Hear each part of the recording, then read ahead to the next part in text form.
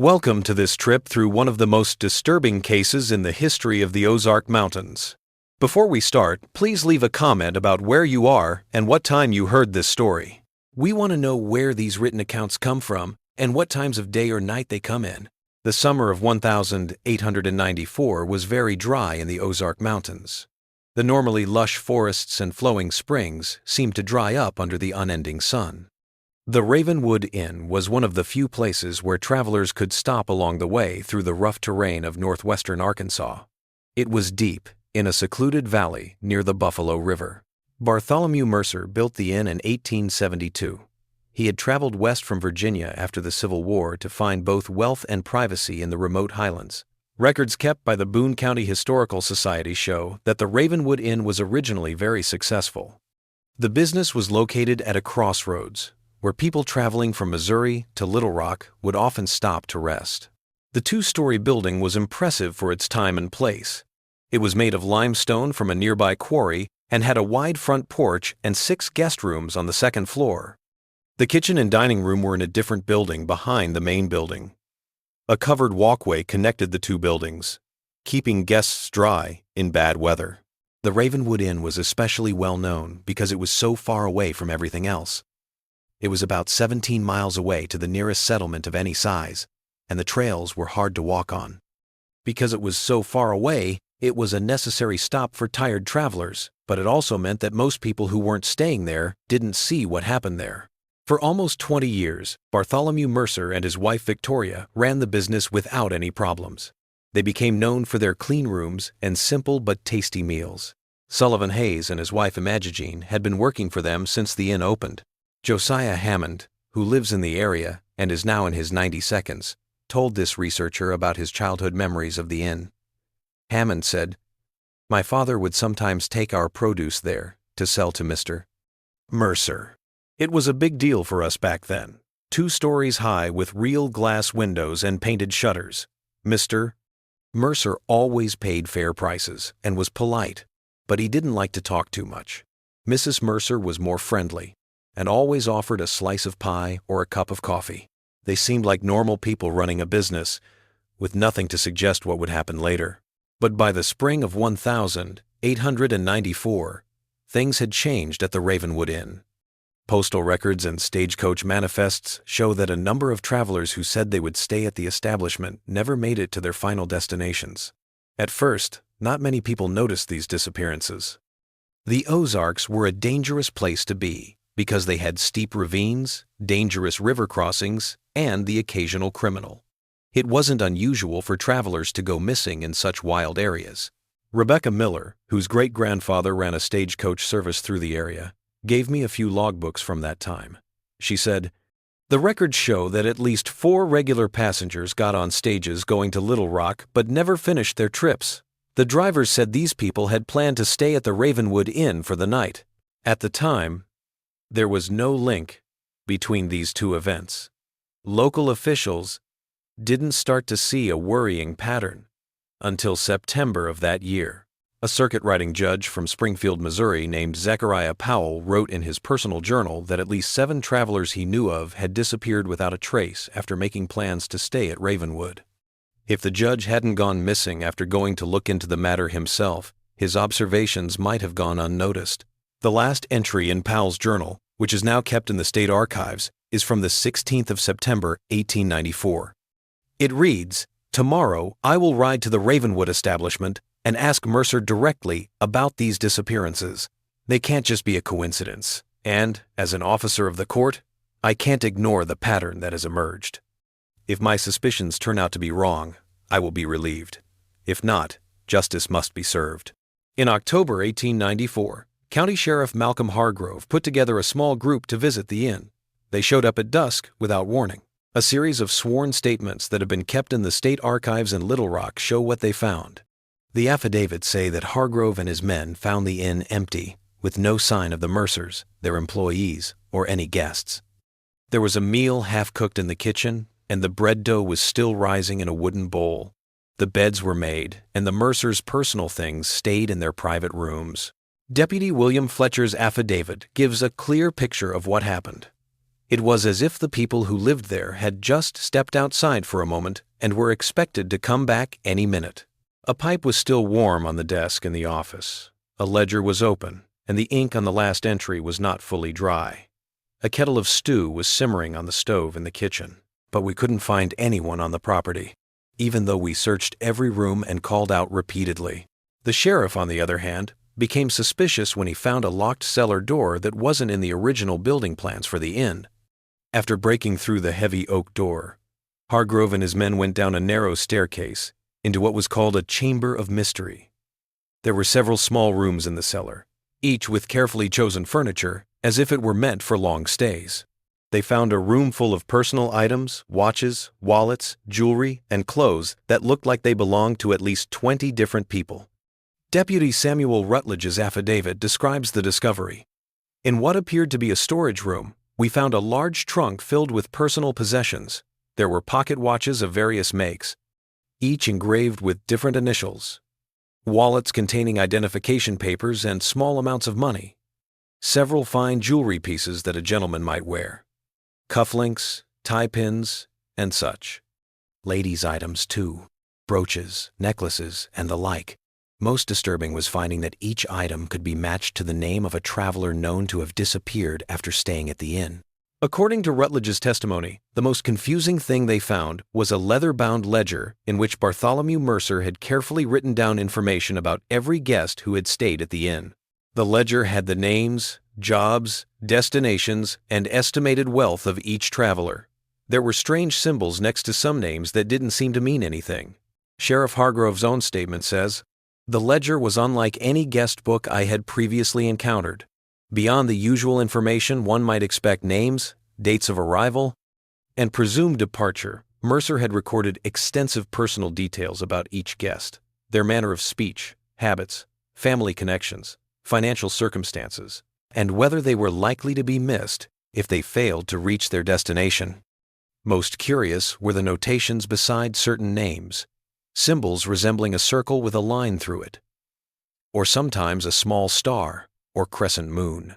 Even though a thorough search of the area around it was done, no other evidence was found. There was no sign of anything after they dragged the nearby Buffalo River, explored caves, and looked for recently disturbed earth around the property. The Mercers, their workers, and any guests who might have been at the inn were all gone. The search party found one more thing that at first seemed unimportant, but would later turn out to be very important.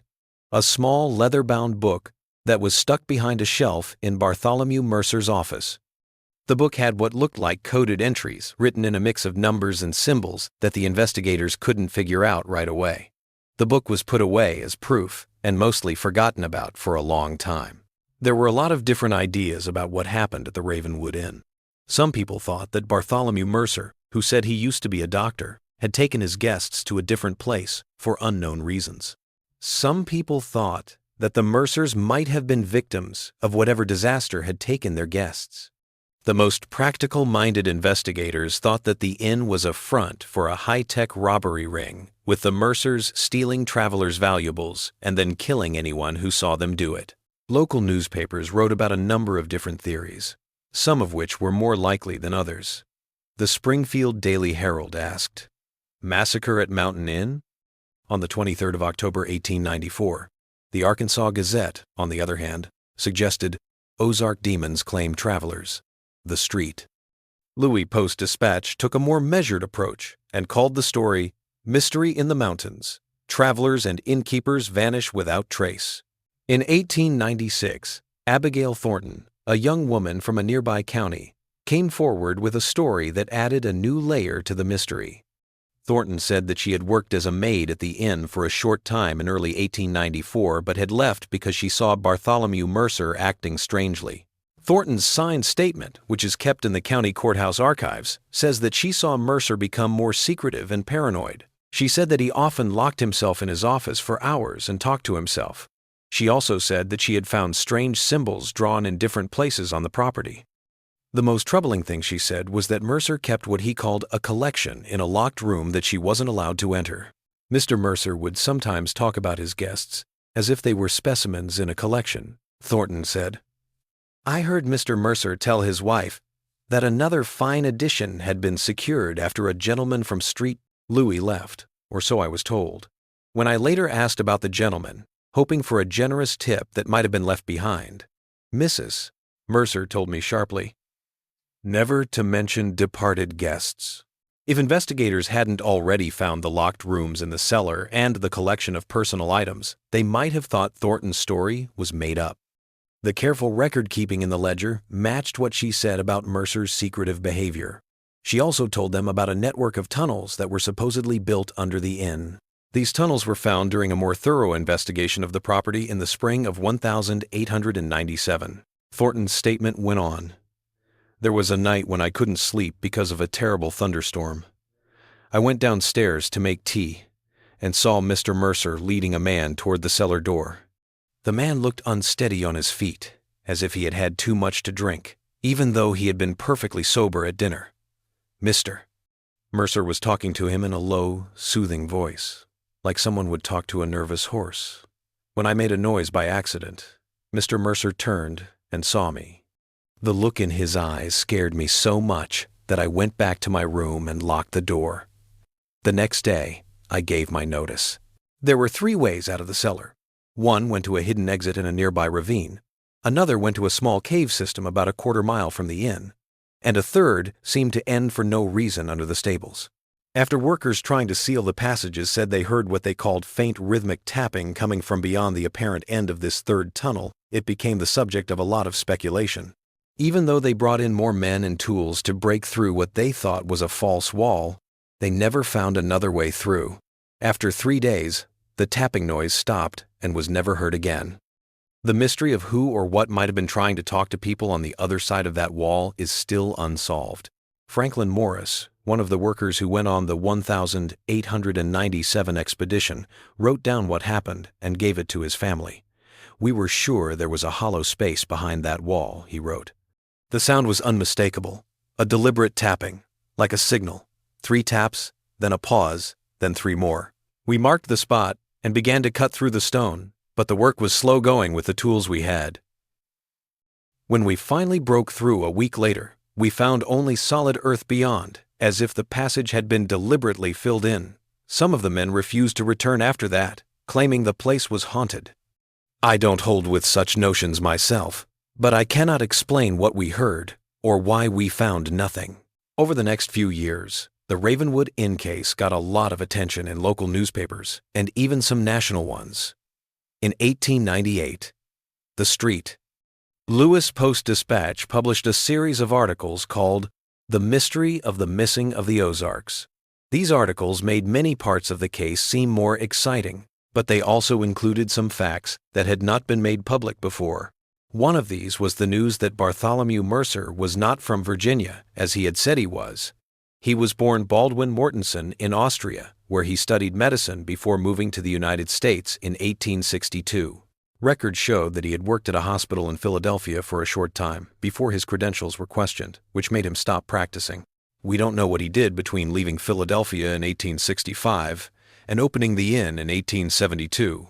Edward Thornhill, a journalist for the Post-Dispatch, wrote articles that hinted that Mercer may have been doing bad things during those years when he was missing. Sources in Philadelphia say that Mortensen, as he was then known, left under a cloud of suspicion after 2 of his patients went missing without explanation. There were no charges filed against him, but hospital officials were reportedly getting ready to fire him when he disappeared overnight, taking with him some medical records and a lot of surgical equipment. The fact that no clear proof was ever found about what happened to the missing people was probably the most disturbing part of the whole Ravenwood case. Even though personal items belonging to the missing travelers were found, no other evidence was found. It was as if the victims had just disappeared, leaving behind only their things and the troubling questions about what had happened to them. In 1899, a journalist named Percal Hammond from the Kansas City Star did a thorough investigation of the case, talking to many people who were connected to the inn and the investigation. His research, which was published as a short book called The Vanished of Ravenwood, put forward an interesting theory. Hammond thought that Bartholomew Mercer might have been running a complicated identity relocation operation that helped people who wanted to disappear start new lives with new names. The journalist said that a former medical colleague of Mercer's from Philadelphia said that the doctor often talked about how he wanted to help people start over, away from their troubled lives. Hammond's investigation found that Mercer had been in touch with people in faraway cities and had documents that could be used to make new identities. This idea seemed far-fetched on a large scale. Mercer's letters talked about new beginnings and alternate lives, which could mean that he was involved in some kind of secret operation.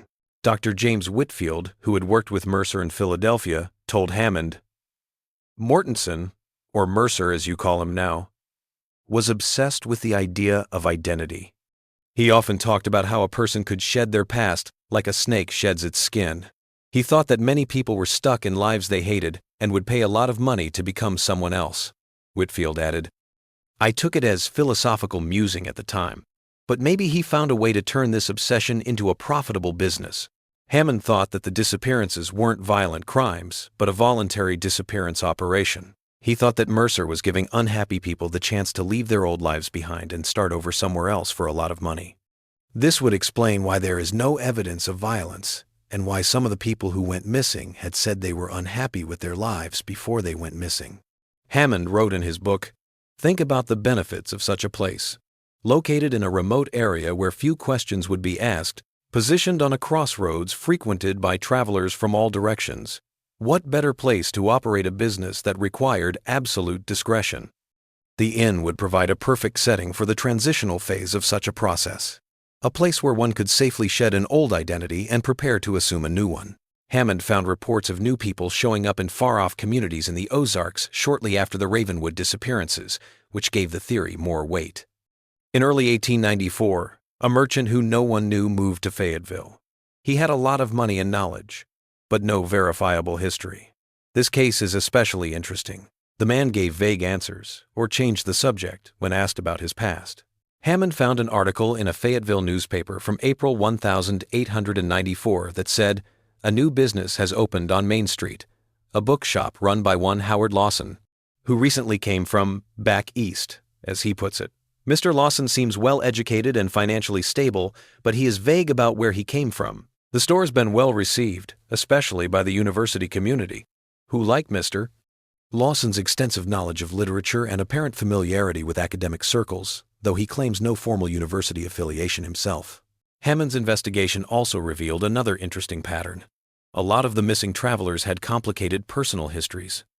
Hammond wrote down at least 15 cases of people who had recently gone through bankruptcies, scandals, or problems in their marriages before they took their fateful trips.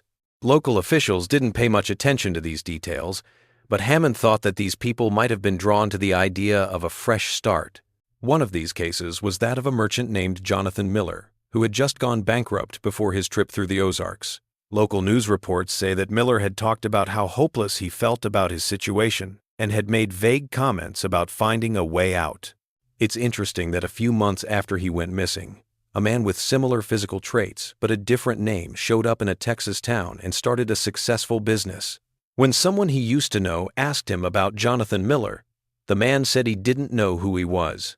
Thomas Whitaker, an acquaintance, gave Hammond a sworn statement, "I would stake my life on it being Miller, despite his denials." He had the same distinctive scar above his right eyebrow, though he had grown a beard and affected different mannerisms. When I pressed him, insisting I knew him from Cincinnati, he became agitated and threatened to call the sheriff if I didn't leave his establishment.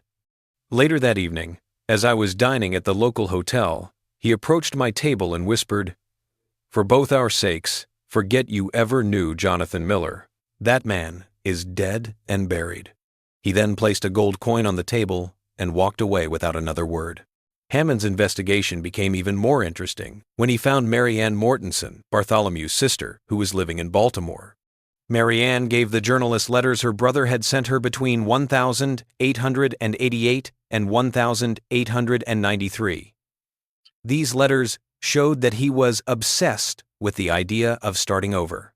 Bartholomew wrote in an 1891 letter, "Identity is just a social construct, dear sister. The name we go by, the work we do, the connections we keep, everything can be left behind and rebuilt. I am helping people realize that their lives are not permanent prisons, that they can escape the circumstances that trap them by simply disappearing.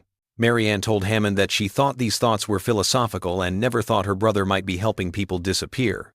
She stopped writing to him in late 1893 after getting a letter that upset her. In it, Bartholomew said that he might soon appear in a new form. She burned the letter right away and never wrote to him again. Marianne told Hammond, "I always knew Baldwin had strange ideas. Even as a child, he was fascinated by the idea of change, how caterpillars turned into butterflies and actors became their characters. Our father was a strict disciplinarian who planned out Baldwin's whole life before he turned 10 medical school, a prestigious practice, and a good marriage. I sometimes wonder if his obsession with escaping his identity came from his desire to escape the life our father had planned for him." Hammond's investigation also found a link between Bartholomew Mercer and a number of other people running similar stations in remote parts of the country. Dr.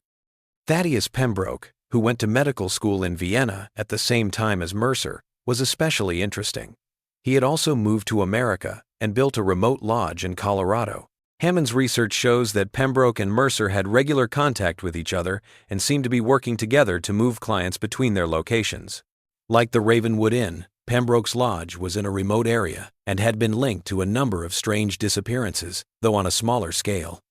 The lodge closed suddenly in 1889 after a fire destroyed the main building, and Pembroke himself disappeared without a trace, possibly becoming a customer of his own service. Hammond thought that Pembroke and Mercer might have been running a secret network of disappearance stations that offered a hidden service to people who were willing to give up everything. This would explain the complicated tunnels that go under the Ravenwood Inn. They are secret ways for guests to leave without being seen. Hammond wrote in his conclusion, "I don't think we've found a series of murders. I think we've found an elaborate underground railroad of sorts. Not for escaped slaves seeking freedom, but for people who wanted to get away from lives that had become unbearable. Whether this operation was criminal or not depends on your point of view. There is certainly fraud involved in taking on a new identity, and these people may have left behind debts and obligations that they didn't fulfill. But if no one was hurt, and everyone who participated did so willingly, then maybe what happened at Ravenwood was a different kind of crime altogether. One against the social contract itself, the unspoken agreement that we must remain who we are born to be." Hammond found a letter from Pembroke to Mercer from 1887 that was very interesting. In it, the Colorado doctor talked about what he called the Chicago situation and said it was a complete success even though there were some problems at first. The Chicago Tribune's archives for that year include stories about 5 well-known people who went missing without a trace, each taking a lot of money with them.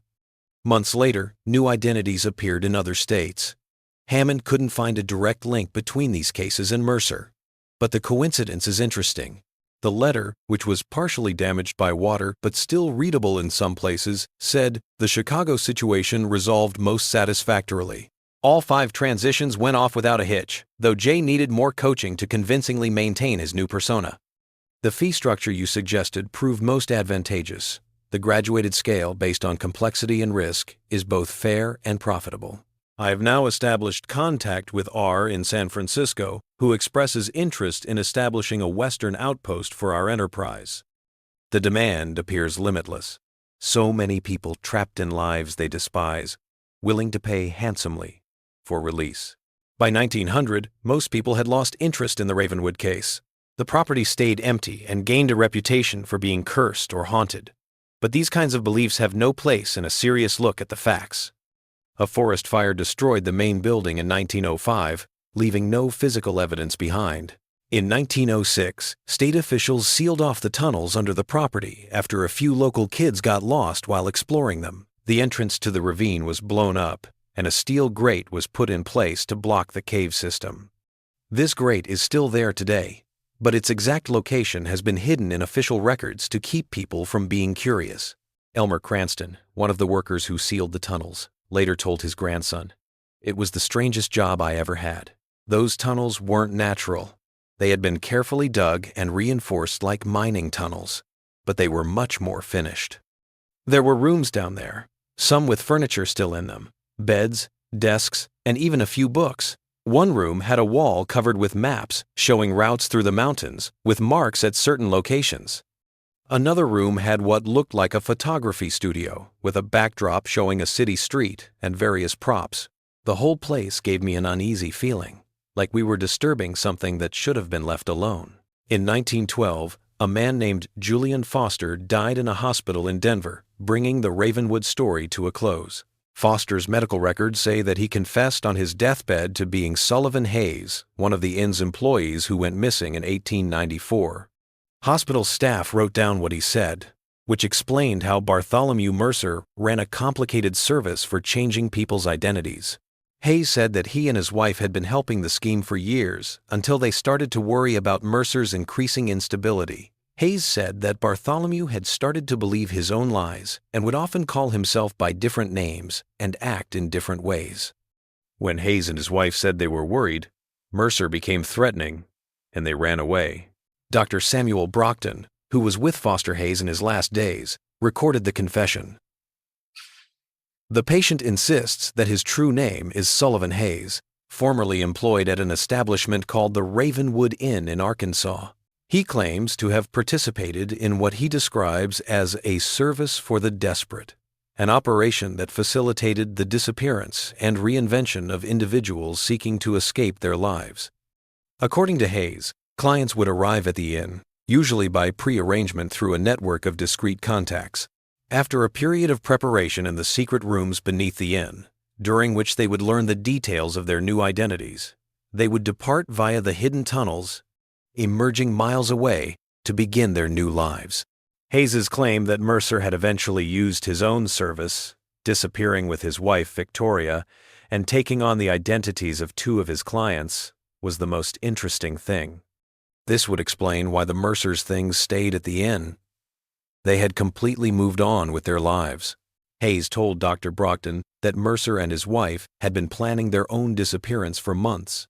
They had chosen suitable candidates from among their clients. A wealthy cattle merchant from Missouri and his wife, who wanted to escape creditors after a series of bad investments. The switch was made in September of 1894. My wife and I were supposed to continue running the inn as caretakers until new management could be found, but we got scared when a judge started asking questions. We fled before the sheriff's raid, taking nothing with us. I have lived in fear for 18 years, certain that Mercer, now living as someone else entirely, would eventually find me. Hayes's confession on his deathbed only made things more confusing. If his story was true, it pointed to a much bigger plan than anyone had thought. One that might have involved dozens or even hundreds of people who had chosen to disappear on their own. Dr. Brockton wrote down the confession very carefully and then wrote to the authorities in Arkansas about the case. Brockton noticed that Hayes' church Foster showed no signs of delirium or confabulation, which are common in people who are dying. His story made sense and had a lot of specific details that could be checked against the historical record. Brockton wrote to Sheriff Carlton Williams, who had taken Hargrove's place in Boone County, "I have treated many dying patients who felt compelled to unburden their souls. Some confessed to imaginary crimes in order to get forgiveness before they died. But Hayes's story has too many verifiable details to be dismissed as just a fantasy." He described the layout of the inn, the contents of the ledger found in the cellar, and the structure of the tunnel system, with remarkable accuracy details that were not widely published in the press accounts I have been able to find. I am inclined to believe that, while perhaps not the complete truth, his story contains substantial elements of fact. In 1914, partly because of Hayes's confession, a small group of people went back to the Ravenwood site. Dr. Brockton led the group, and a private person who was interested in the case paid for it. The team dug up the ruins of the stable for 2 weeks. They wrote about what they found in a privately published book called Return to Ravenwood, which is now very hard to find. The story says that the team found a small hidden room under the stable floor that could only be reached through a trap door that looked like a regular door. The chamber had partially fallen apart, probably because of the fire, but most of it was still there. They found a metal strongbox inside that held what looked like fake documents, like blank birth certificates, official seals, and a detailed guide on how to make new identities. Frederick Chambers, a member of the expedition, wrote to his sister about the discovery. "It was the most amazing find. a real forgery workshop hidden under what looked like an ordinary stable. The strongbox held not only blank documents, but also detailed instructions for making believable life histories, suggestions for how to adopt new identities' mannerisms and speech patterns, and even recipes for different dyes and compounds to change one's appearance. It was as if someone had made a complete guide for disappearing completely and becoming someone else. There was also what looked like a journal belonging to Bartholomew Mercer in the strongbox. It covered the years 1889 to 1894. The journal gave a lot of practical information about how his moving service worked, like how to find potential clients, how much to charge for different levels of service, and how to create convincing new identities in faraway places. One entry said, "The ideal client is a person of means who has suffered a significant social or financial setback, bankruptcy, scandal, or personal tragedy. Such individuals are motivated not by criminal intent, but by a desperate desire to escape their circumstances. They make excellent candidates for relocation, as they typically possess the resources necessary for a successful transition and the motivation to maintain their new identities indefinitely. They are also less likely to draw persistent investigation, as their disappearance can often be attributed to suicide or flight from creditors." The last entries in the journal, which were written in October 1894, talked about how Mercer was becoming more and more paranoid about investigations that were about to happen. The last entry said, "Discovery imminent. Time to put our own backup plan into action. The next time I write, it will be with a different hand, a different name, and in a different life." Dr. Brockton's expedition also found something Hayes didn't mention: a small room next door with dozens of empty travel trunks and bags, each with the initials or names of different people on it. These things probably belonged to Mercer's clients who had left their things behind when they changed their names.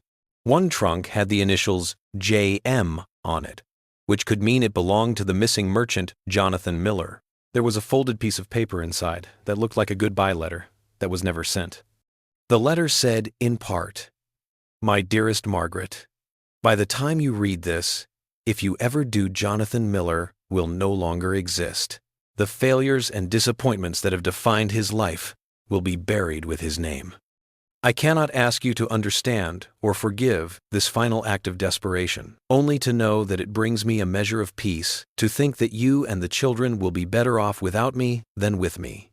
There were detailed reports of what the expedition found, but Dr. Brockton chose not to make them widely available because he was worried about what it would mean for people who might still be living under false identities. He wrote at the end of the privately circulated monograph, "To expose this scheme in its entirety would potentially disrupt the lives of dozens, perhaps hundreds, of individuals who have spent decades building new lives. Whatever their reasons for choosing to disappear, and I make no moral judgment on those choices, it seems unnecessarily cruel to strip away the identities they have maintained for so long. The principals in this case, the Mercers and Judge Powell, are almost certainly deceased by now. Perhaps it is best to let this mystery fade into history." During construction work near the old inn site in 1956, a small metal box was found. There were a few blank identity documents and a piece of a letter that looks like it was written by Bartholomew Mercer. The state archives now hold the partial text, which has only one clear passage: "Success at last. The transition is complete. I look out at my new life with an entirely fresh perspective. The past has been left behind. I have conquered the final frontier, not death, but the possibility of rebirth." Authorities said the find was a complicated hoax because the paper and ink used were not the same as what was used in real documents from that time. However, a handwriting analysis done in 1968 showed that the documents were very similar to known samples of Mercer's writing, which raises questions about their authenticity that have not yet been answered. The finding of the metal box sparked a brief new interest in the Ravenwood case. In 1957, Dr. Victor Wexler, a psychiatrist from Louis University, wrote a paper about the case's psychological aspects. Wexler suggested that Bartholomew Mercer may have become interested in the idea of fluid identity, which is the idea that people can completely change who they are and leave their old lives behind. Wexler said, "The Ravenwood case is a very interesting psychological study. Here was a person so fascinated by the idea of changing identities that he started a whole secret business around it. But more than that, Mercer seems to have been doing a lifelong experiment on what it means to be oneself. His journals show that he wondered if any of us are really stuck in our identities, or if we could become completely different people if the right conditions were met. Dr. Wexler thought that by helping people disappear, Mercer might have developed his own kind of identity disorder, which could have made him lose sight of who he really was. Wexler didn't see the case as just a crime. He saw it as a fascinating study in psychology. Someone who was so obsessed with changing their identity that they lost their own. Wexler found medical records from the Philadelphia hospital where Bartholomew worked for a short time in the 1,860 seconds, which gave this theory more weight. These records showed that Mercer was very interested in patients with memory and identity disorders. He often spent hours talking to them and writing down their cases in great detail. Mercer had written about one case. Patient shows amazing adaptability. After a traumatic head injury, he has completely changed his personality. He now thinks he is a merchant from Boston instead of the Pennsylvania farmer he used to be. What is most interesting is how complete this change is. He has made up a whole life story for his new identity, with detailed memories of places he has never been and people he has never met. If the mind can create such a convincing alternative reality on its own, could it be possible to make such a change happen on purpose in a controlled setting? Charles Demarest, a criminologist, came up with yet another theory about the Ravenwood disappearances in 1975. Demarest looked at all the evidence and said that the Mercers may have been running something even more organized, a whole network that helped people disappear for money. He pointed to some symbols in Bartholomew Mercer's notebooks that looked like codes for different routes and places to go. Demarest's research found references to a group called The Pathway, which was supposedly started in Europe in the 1,840 seconds by a group of idealists who thought that people should be able to completely change who they are. Demarest found some incomplete records that said this group ran an international network of stations where people could basically disappear and come back as different people. Demarest wrote in his analysis, "The symbolic language found in Mercer's documents bears striking similarities to codes used by organizations like the Underground Railroad. Specific symbols appear to denote routes, safe houses, and the types of services available at different locations. This suggests not an isolated operation, but a systematic network with established protocols and multiple operatives across a wide geographic area. If Bartholomew Mercer had been a member of such a group, the Ravenwood Inn might not have been an isolated operation. It could have been part of a larger network that helped people disappear on their own. This would explain how well planned the operation was and how much Mercer wrote to people in faraway places. When Demarest started to notice patterns in the Ravenwood disappearances, his investigation took an interesting turn. When he looked at the guest records he found in the cellar, he saw that many of the people who had gone missing had come at regular intervals, about every 6 weeks. This suggested that the operations were planned in advance. Additionally, nearly all of the missing people were single and did not have children or close relatives. This is exactly the kind of person who could go missing with little effort or investigation. Demarest said, "What this analysis shows is not the work of a murderer or even a simple con artist, but a sophisticated operation designed to help certain people disappear completely. The elaborate preparations, the carefully built tunnels, and the forgery workshop all point to a level of organization and planning that goes far beyond what one would expect from a simple criminal enterprise." This was, in essence, an early form of what we might today call an identity reassignment program, operating completely outside the bounds of legal oversight.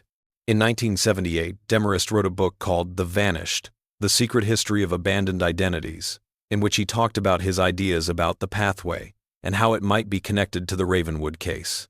At the time, the book didn't get much attention, but it later became popular with people who liked historical mysteries that weren't solved. Demarest's theory is still just a guess, but it gives an interesting reason for what happened at Ravenwood. The missing people may have chosen their fate and paid to leave their troubled lives behind and start over somewhere else. In 1982, archaeologists looked at the area where the Ravenwood Inn used to be. Researchers hoped to find any physical evidence that might have survived the 1905 fire and the years of neglect that followed by using ground-penetrating radar and other modern methods.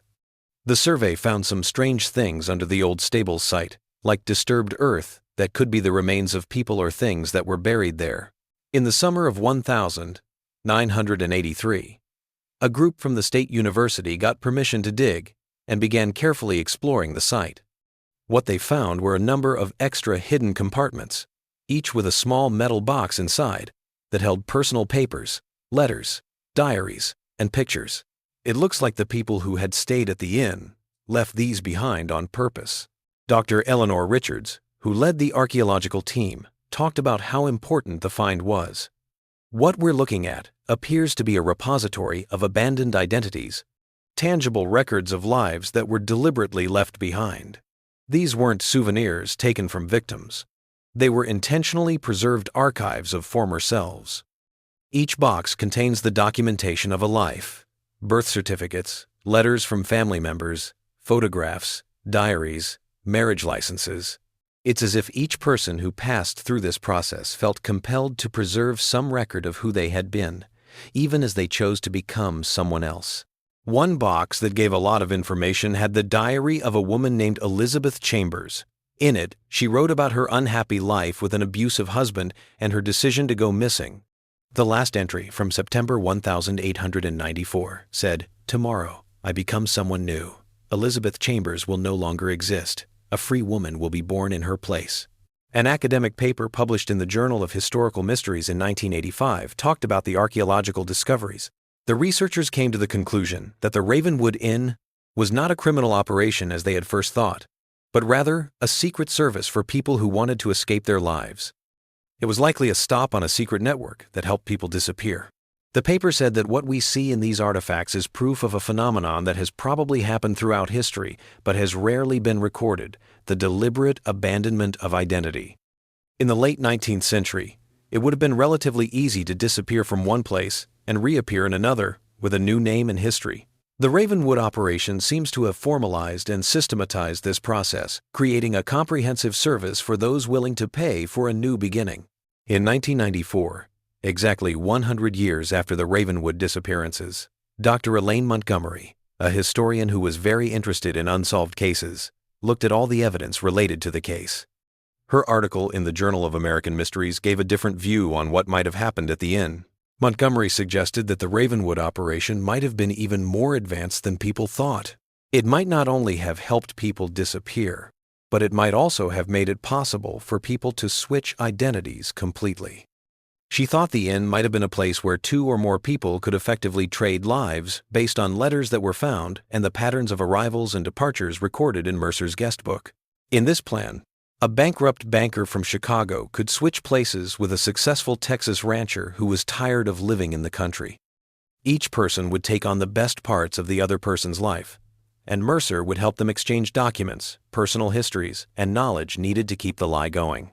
Montgomery wrote, "This theory would explain the elaborate system of isolated rooms in the cellar, not for imprisonment, but to allow participants to spend days or weeks learning about their new identities without being seen by other guests." Consider the elegant simplicity of such an arrangement.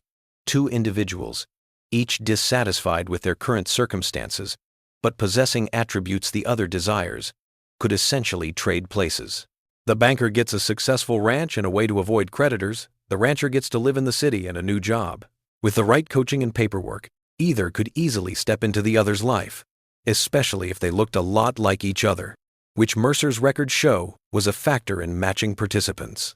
Montgomery's research found a few possible cases of these kinds of exchanges, one of which was very well documented and happened between a Boston academic and a Colorado mine owner in 1893. Both men vanished from their communities within days of one another, and within months, each seemed to have taken on some of the other's responsibilities.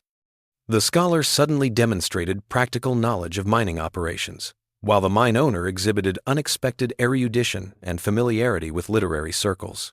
Montgomery said, "What makes this case especially interesting is that both men kept some of their original expertise while taking on the social role of the other. This suggests not a complete erasure of self, but rather a transfer of social identity while keeping core knowledge and skills exactly what one would expect in a well-managed identity exchange." Montgomery's theory is probably the best explanation for the Ravenwood mystery. It would explain all the strange things about the case, like the people who went missing, the lab-like space in the basement, the strange symbols, and the Mercer's own disappearance. It wasn't a case of mass murder. It was a highly secret consensual operation that went wrong when the police started to look into it.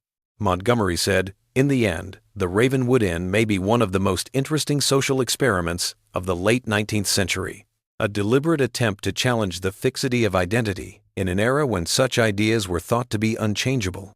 Bartholomew Mercer, whatever his reasons, made a system that let people literally become someone else, to get rid of an unwanted life and take on a preferred one. Whether this is a crime, a service, or something else entirely is a question for ethicists, not historians. The Ravenwood Inn case is still officially unsolved. The 23 missing travelers are still officially missing, but there is strong evidence that many of them may have shown up somewhere else under new names. Bartholomew and Victoria Mercer were never seen again using their real names, but they may have lived long lives as completely different people. In 2018, an older woman named Margaret Lawson made an interesting claim to the Arkansas Historical Society. Lawson, who was 94 at the time, said that her grandfather had been a client of what he called the Ravenwood service in the early 1892s. According to stories passed down through the family, her grandfather was a failed businessman from Chicago who had made plans to switch identities with a successful store owner in a small town in Arkansas. Lawson told researchers, "My grandfather only talked about it once near the end of his life. He said he was about to kill himself when he found out about a place in the Ozarks where people could trade lives." He described a process that took several weeks, during which he lived in a room underground, learning everything about the man whose life he would take over, his family connections, business operations, and personal habits. Meanwhile, this other man was learning about my grandfather's life, such as it was. When the exchange was complete, my grandfather took over a thriving general store, while the other man disappeared with whatever resources my grandfather had left the family. He acquired a wife and 2 grown children, who apparently knew nothing of the arrangement. He lived the rest of his life as this other person and, by all accounts, lived it well and honorably. The Historical Society researchers couldn't confirm Lawson's claim on their own, but they did say that it fit with Montgomery's theory of identity exchange and had information about the Ravenwood operation that matched what they found at the site. The mystery of Ravenwood stays the same as dusk falls over the Ozarks and shadows grow longer across valleys where old inns used to be. It's not a scary story, but it's a fascinating look at how flexible human identity can be. What transpired at that remote inn compels us to reflect on essential inquiries. What fundamentally defines our identity? How simple would it be for us to leave everything behind and start over? And how many of us would choose to completely disappear if we had the chance? You might wonder about the people around you as you drive through the Ozarks' winding roads, passing through small towns and remote valleys where old inns still offer shelter to tired travelers. For example, there's the shopkeeper with a strange accent and knowledge that seems out of place, or the recluse who came to town decades ago with a vague story about his past. Could they be people who used to be part of the Ravenwood network and chose to start over by erasing their old identities? The next time you stay at a remote inn, you might see a strange look of recognition on the owner's face, or a small symbol carved into the wood above the fireplace. It could just be your mind playing tricks on you. Or it could mean that the Ravenwood network never really went away. It just got quieter over time. The inn where every guest disappeared before dawn may be